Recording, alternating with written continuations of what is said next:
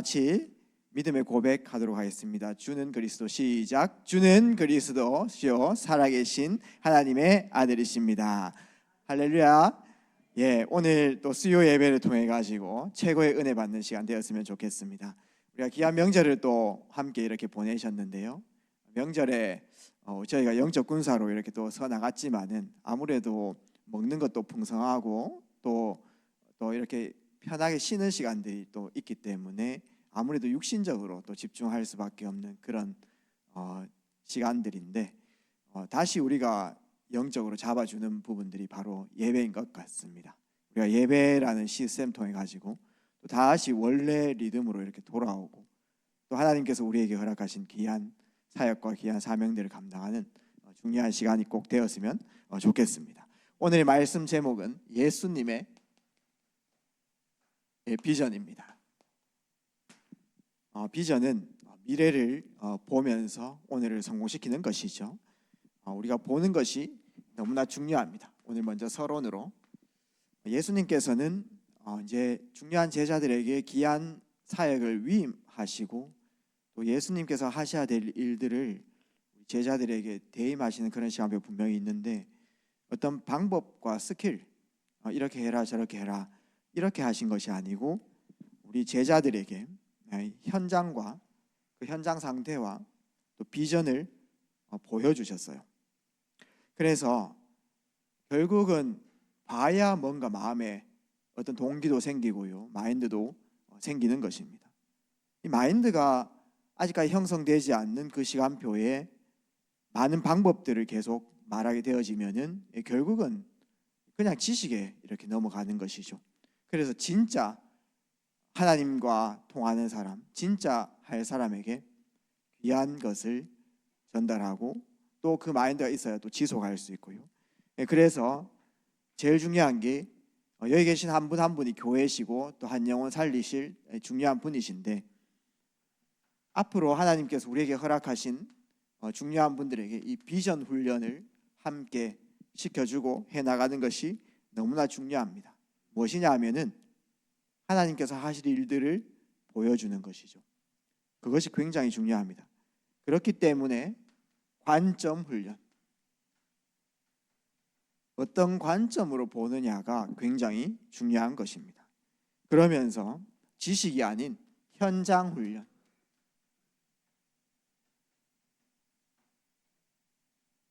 여기 계신 모든 분들이 중국이라는 나라를 사랑할지 안 사랑할지는 저는 모르겠습니다만 대체로 우리나라 사람들한테 중국 사람들 인식이 그렇게 좋지 않습니다. 그런데 저는 중국 분들 보면은 괜히 눈물이 납니다. 중국 분들 만나면은 굉장히 좋고요. 그분들과 교제하고 싶고 그분들을 섬기고 싶어요. 왜 그러냐 하니까 중국에 있었던 시간들이 있었습니다. 또 중국 분들하고 함께 또 지진도 같이 이렇게 겪고요. 그런 시간들이 있었어요. 지진이 나는데 2008년도에요. 중국 친구들이 저를 막 이렇게 불러가지고 함께 이렇게 운동장 이런 데서 같이 천막 치고 같이 자고 이렇게 교제하고 이렇게 했었거든요. 그리고 많이 도와줬습니다. 대학교 때 목사님 통해 가지고 이렇게 중국 현장에 들어가게 됐습니다. 그래서 현장을 봤습니다. 그래서 중국 복음화라는 언약을 붙잡게 됐고 그 마음이 내 마음속에 생긴 것이죠. 그래서 저는 중국인들만 보면은 제가 원래 눈물이 없는 사람인데 눈물도 나고 그렇습니다. 보는 것이 너무나 중요한 겁니다. 이번에 우리 렘넌트들과 일본에 이렇게 다녀왔는데 이제 갔다 온 지 한 2주가 넘었단 말이죠. 그런데 교회에서 이렇게 함께 갔던 렘넌트들 만날 때마다 우리가 지금 어디에 빠져 있냐 하니까 일본 아리에 빠져 있어요. 또 가고 싶다 이렇게 계속 만나면 목사님 또 일본 또 가고 싶어요. 왜냐하면은 이 현장을 보고 왔기 때문에 그렇습니다.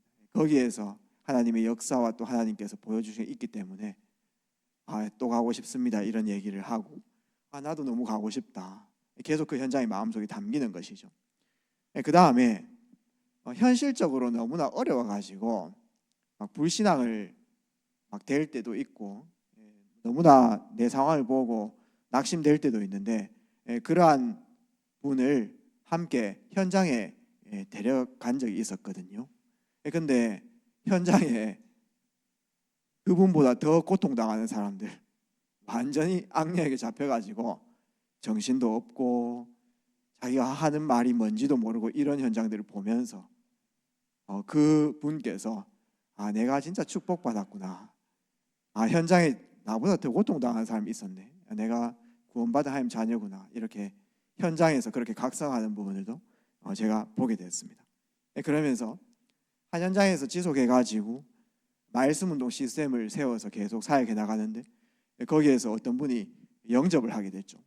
영접을 해가 하나님 자녀가 돼가지고 이제 교회 나오시는데, 중요한 것은 그 현장에 계속 인도받고 계시는데, 그러니까 그 현장에 계속 다른 새 가족들이 연결되시잖아요. 다른 새 가족들이 자신처럼 복음 듣고 이렇게 눈물로 기도하는 모습을 보고 본인이 기도했을 때도, 영접 기도했을 때도 굉장히 은혜 됐는데 그분 똑같은 현장에 있었는데 다른 분이 그렇게 기도하니까 더 감회가 새로우신가 봐요. 그렇게 실제 생명의 역사가 일어나는 그런 현장을 볼 때에 사실상 우리의 마음과 우리의 방향성이 달라지는 것입니다. 그래서 중요한 것을 보는 것이 너무 중요한 것이죠. 본론에 들어가 가지고 그러면 우리는 무엇을 보아야 되겠느냐, 무엇을 보아야 하는가, 이 부분이 굉장히 중요합니다. 요셉과 요셉 형들이 궁극적으로 본 관점은 완전히 틀린 것입니다. 형들은 어떻게 하면 내가 사랑받을까, 어떻게 하면 내가 육신적인 부분들을 많이 취할까, 이 부분들을 보니까 그런 마인드가 내 마음속에 형성되어 있으니까 결국은 그것을 따라갈 수밖에 없는 내 삶의 행태, 발걸음, 동선이 다 이렇게 형성되어지는 것이죠. 그런데 요셉은 사실상 다른 거 보지 않았습니다. 창세기 37장 1절에서 11절 말씀 보게 되어지면 야곱이 요셉이 하는 말을 듣고 그 세계복음화의 언약을 포럼하는 것을 보고 마음속에 담았다라고 하잖아요. 그 말은 뭐냐 하면은 분명히 언약을 전달했는데 어떤 사람은 그 언약을 대충 여기고요, 요셉 이 한 아이는 마음속에 언약을 계속 생각하는 거죠. 그게 관점입니다. 창세기 3장 15절 여자의 후손, 이 언약을 굳게 붙잡았고, 그 다음에 창세기 12장 1절에서 3절 우리 가문을 통해 가지고 천하 만민이 복을 받을 것이다, 분명히 전달받은 이 언약이 나의 관점이 되어졌으니까 모든 여정이 그 언약을 이루는 부분이라는 것을 요셉은 분명히 알고 있었을 것입니다. 다윗도 마찬가지입니다. 다윗이 보는 거하고 사울이 보는 그 관점이 틀린 것이죠. 다윗은 왜 우리나라가 강대국에게 이렇게 전쟁당하고 침략당하고 왜 언약궤가 빼앗기고 이러한 부분들을 어릴 적부터 보고 마음속에 담았기 때문에 저 언약궤를 되찾아야 된다, 저 언약궤를 보존하고 수호해야 된다라는 그 인생 관점이 있었습니다. 그러니까 결국은 중요한 자리에 올라갔을 때 그 일을 하는 거 아니겠습니까? 그런데요, 사울은 자리를 생각했던 겁니다. 그 가운데 많은 열심도 있었고 노력도 있었고 전쟁에 또 승리한 적도 있었겠지만은 그 최종 목표는 자리와 인기였잖아요. 그게 안 되니까 질투와 여러 가지 집중하는 부분을 통해 가지고 악령에게 잡히는 그 시간까지 가게 되었지요.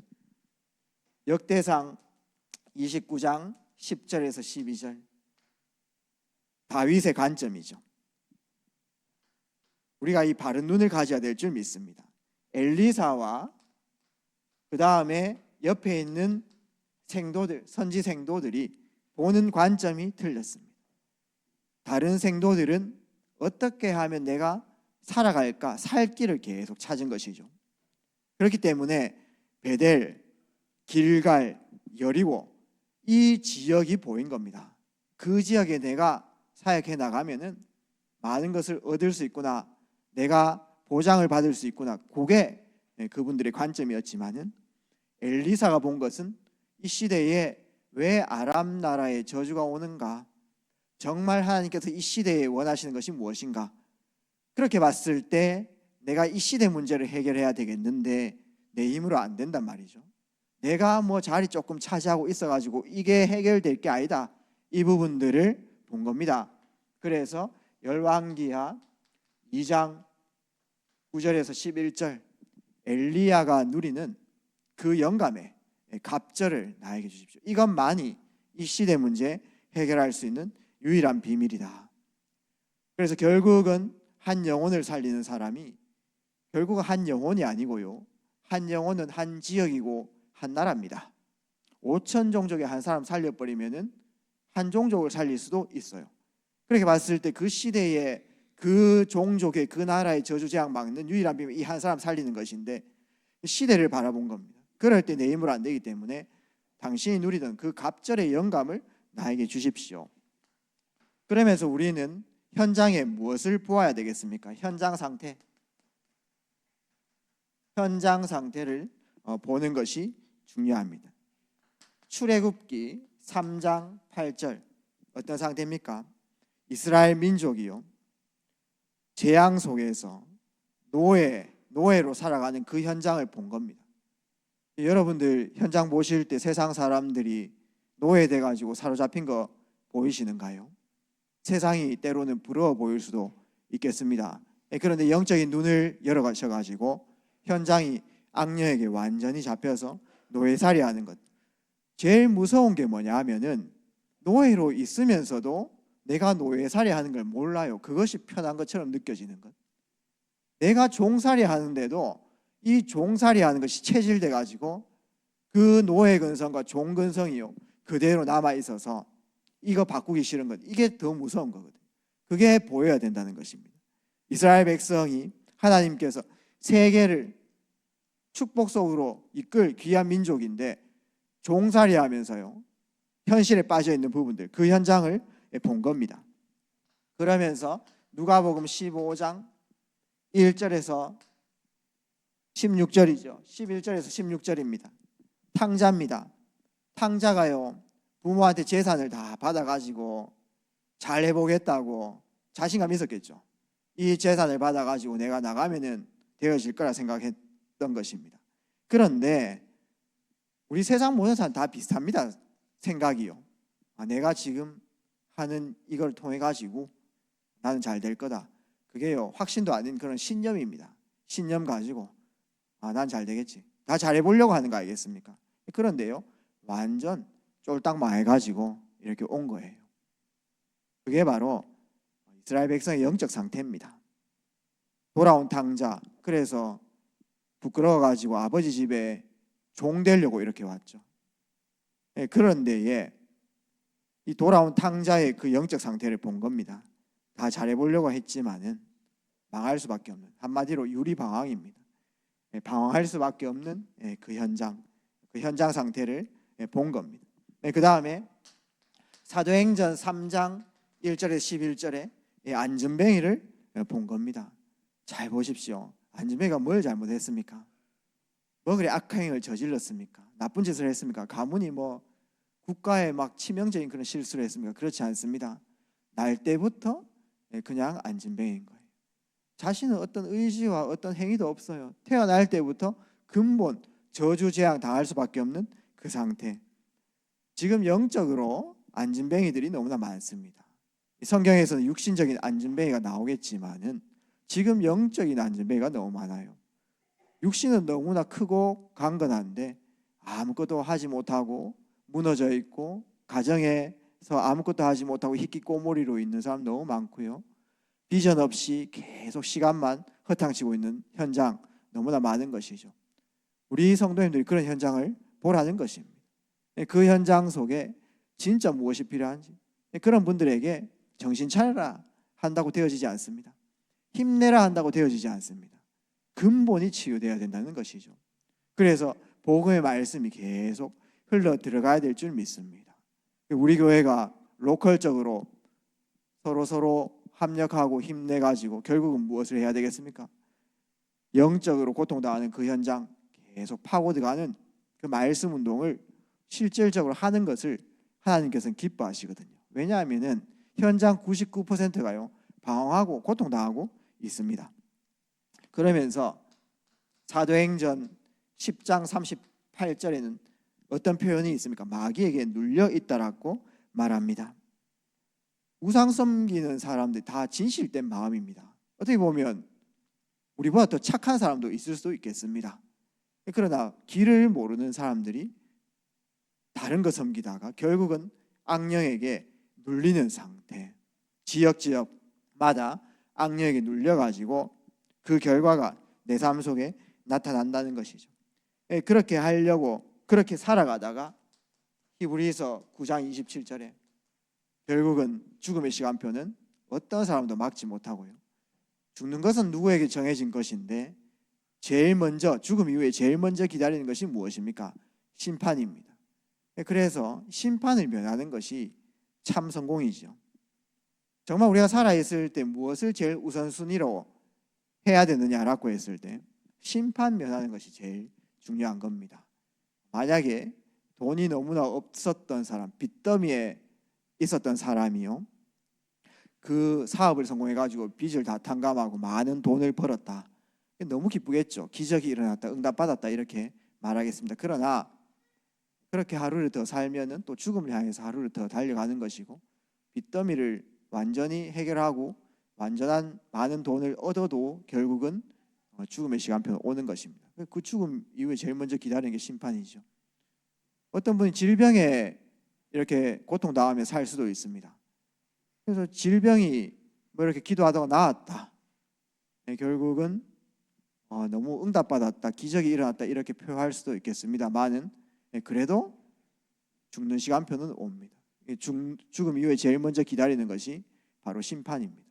그래서 결국은 심판을 면하는 것이 제일 중요한 것인데 세상 사람들은 이 영적 세계를 모르니까 결국은 세상 것에 계속 집중하고 살아가면서 결국은 죽음과 심판 속에 영원한 멸망 속에 들어가는 것이죠.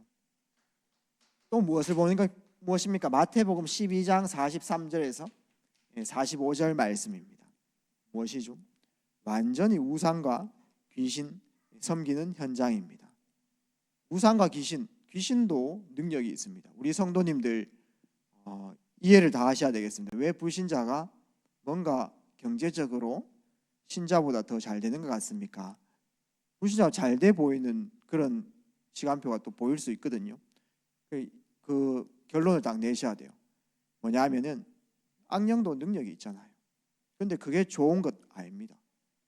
그게요 멸망의 길이라는 것을 알아야 됩니다. 왜 불신자가 6가지 상태 속에 결국은 멸망당할 수밖에 없습니까? 악령이요 좋은 것 주지 않습니다.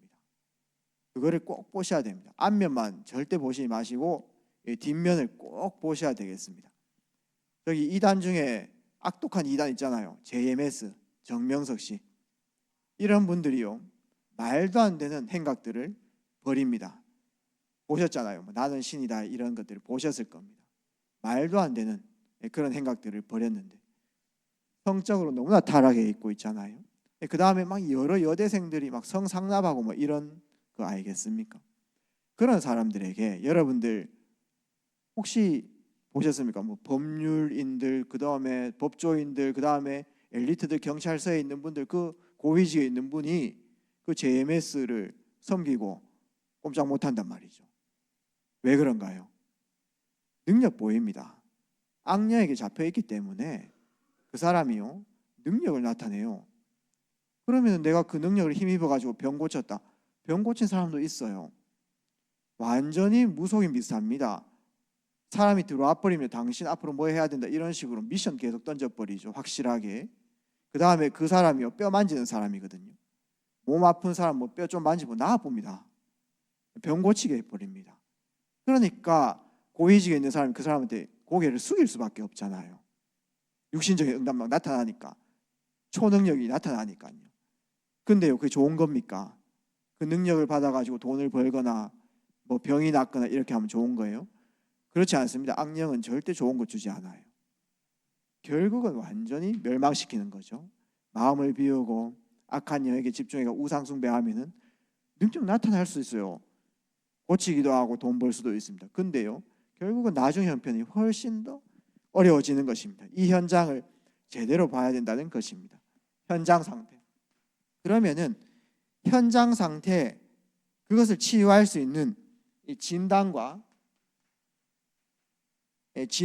치료책, 이것도 우리는 같이 보아야 된다는 것입니다. 우리가 이 답을 내가 소유하고 있구나, 이렇게 됐을 때 중요한 현장의 사역들이 되어진다는 것입니다. 결국은 애굽에 종살이하고 있는 저 현장, 하나님이 함께 하셔야 됩니다. 출애굽기 3장 14절에서 15절, 진짜 통치자, 참 통치자가 필요한 거예요. 나도 모르게 원하지 않는 고통당하는데 결국은 통치자 때문에 그런 거 아니겠습니까? 결국은요, 이 종살이를 해결할 수 있는 출애굽기 3장 18절 희생제사, 내가 종살이하면서 고통당하는 그거를 전부 다 대속해주는, 이 짐을 대신 지어줄 수밖에 없는 그분이 우리에게 필요함을 고백하는 것입니다. 그러면서 탕자처럼 전부 다 유리방황하고 있는데 저 영혼을 살릴 수 있는 방법이 무엇입니까? 고통당하면서 목 잡는 양같이 기진하고 우왕좌왕하고 이렇게 하고 있는데 저들을 살릴 수 있는 일꾼을 계속 세우시는 것. 추수할 일꾼, 추수할 것은 너무 많은데 일꾼을 세우는 것, 이것이 바로 우리의 방법 중에 방법일 줄 믿습니다. 그러면서 나면서부터 고통당할 수밖에 없는, 근본적으로 고통당하는 그 현장, 사도행전 3장 6절, 그 근본을 해결할 수 있는 유일한 이름, 나사렛 예수 이름, 이것이 현장의 유일한 이름임을 우리는 현장에서 확인하는 것이 제일 중요하고, 현장이 완전히 악한 영에게, 마귀에게 눌려있기 때문에 요한일서 3장 8절, 하나님의 아들이 나타나신 것은 마귀의 일을 멸하려 하심이라. 오늘도 마귀는 죽지도 않고 계속해서 한켠에서 역사합니다. 뭘 합니까? 마귀의 일이 무엇입니까? 한 사람을 완전히 멸망길로, 한 가문을 완전히 멸망길로 이끌어가는 것이죠. 거기에 유일한 이름이 무엇입니까? 어떤 이름도 그 마귀의 세력을 꺾을 수 없는 것입니다. 오직 예수 그리스도만이, 여자의 후손, 성취의 주역이신 그리스도만이 마귀의 일을 멸하시는 것입니다. 그러면서 모든 사람이 한 번 죽는 것은 사람에게 정해하신 것이 그 이후에 심판이 있다라고 하는데, 요한복음 5장 24절에는 어떤 말씀이 있습니까? 내가 진실로 너희에게 이르노니 내 말을 듣고 또 나 보내신 이를 믿는 자는 영생을 얻었고 심판에 이르지 아니하나니 사망에서 생명으로 옮겼느니라. 심판을 면하는 유일한 이름입니다.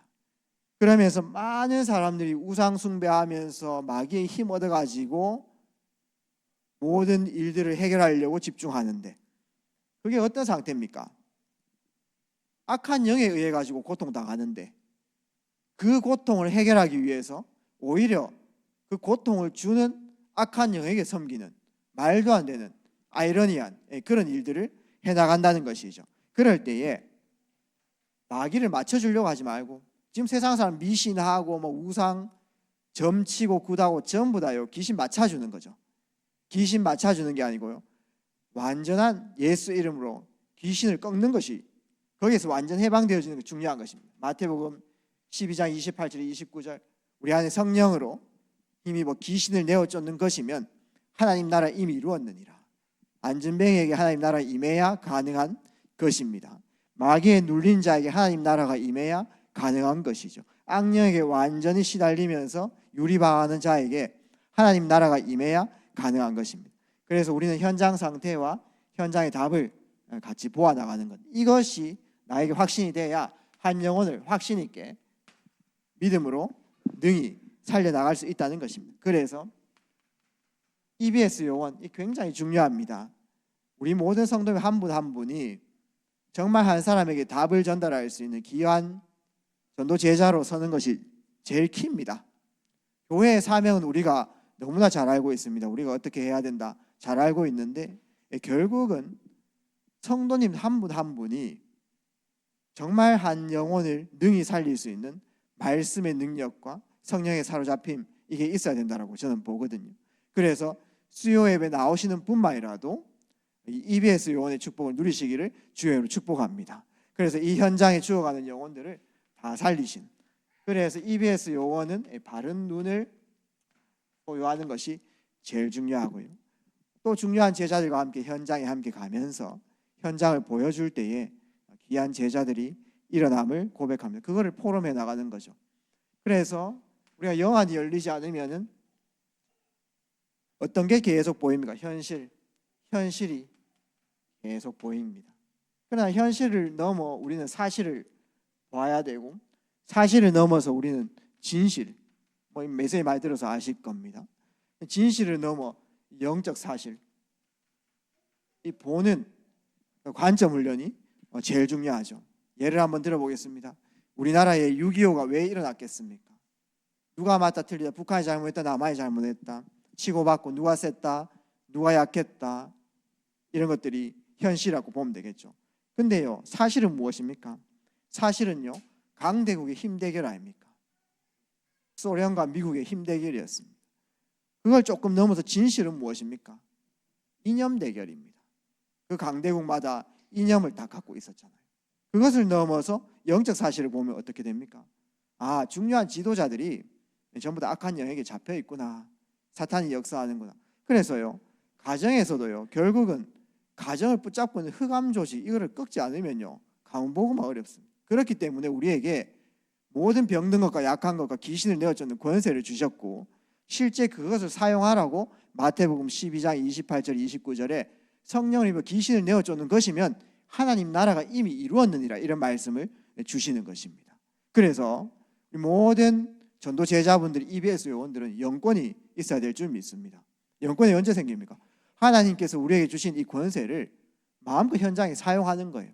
그러려면요, 현장이 회복되어져야 되고, 그 현장 속에서 실제 내가 하나님이 나와 함께 하신 증거들을 소유하고 가는 것이 너무 중요합니다. 그 부분들을 우리 귀한 성도들에게, 또 귀한 믿음이 약한 분들에게 보여주라는 것입니다. 그럴 때에 나처럼 예수 이름의 권세를 본 증인들이 함께 일어나는 것입니다. 그래서 이 권세를 우리가 먼저 믿고 이 현장에서 마음껏 사용하는 최고 축복을 우리 모든 성도들 누리셔서 그리스도의 증인으로 한 영혼 살리고, 한 지역 살리고, 한 민족 살리고, 세계 살리는 주역 되시기를 주의 이름으로 축복드립니다. 아버지, 감사드립니다. 오늘 함께 나눈 말씀을 통해서 현장 보는 눈이 열릴 수 있도록 인도하여 주시고, 현장의 진정한 상태와 근본 문제를 보게 하시며, 이 부분을 해결할 수 있는 유일한 비밀, 오직 예수 그리스도 답을 소유하여 나를 살리고, 현장 살리고, 시대 살리고, 민족 살리는, 전 세계 살리는 중요한 응답의 자리에 설 수 있도록 인도하시고 역사하여 주시옵소서. 예수 그리스도 이름으로 기도합니다. 아멘.